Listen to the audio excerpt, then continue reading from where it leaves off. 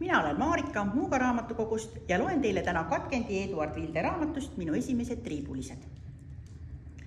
Mu südamest tuksatas tundmus läbi, et midagi on sündinud, mis ei ole mitte väga hea. Välgukiirusel asusin siputaja peast kinni, ma usun vähemalt, et see pea oli, ning hakkasin teda kõike oma kangelasjõudu kokku võttes kaldale rebima. Seejuures oli mu õnnetu vaenlane vaid kui sukk. Polnud ka ime, ta suu oli paksu pori täis. Minu päästetöö läks õnnelikult korda. Varsti seisis väike saks kaldal omal jalal, aga jumala eest, nii kurva kujuga rüütlit nägin elus esimest korda.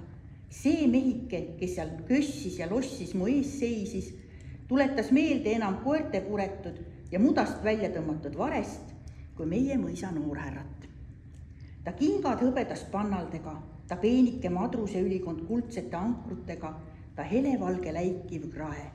Kõik oli nagu pigipatta kastetud ning tiigi mustaval pinnal ujus ta kuldtähtedega meremehe müts, minu 20-kopikase kondivalu lätuga võidu Ameerika poole.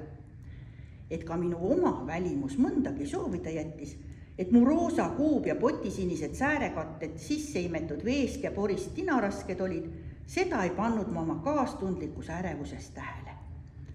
Nüüd algas mu Samaaria mehe tegevuse teine järk pisikese porise sõjamehe kallal. Ma hakkasin ta nina, suud, silmi ja kõrvu mudast tühjendama.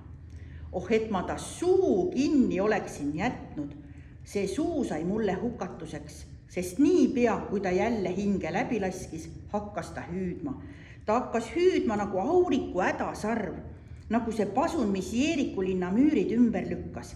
Terve mõis, mõisa terve ümbrus 3 verstani ringi rõkkas, aga nii, et mõisas ja külas hakkasid koerad ulguma ja inimesed jäid kahvatudes seisma. Ei kestnud kaua, kui tiigi vagusail kallastel suurepärane elu tekkis.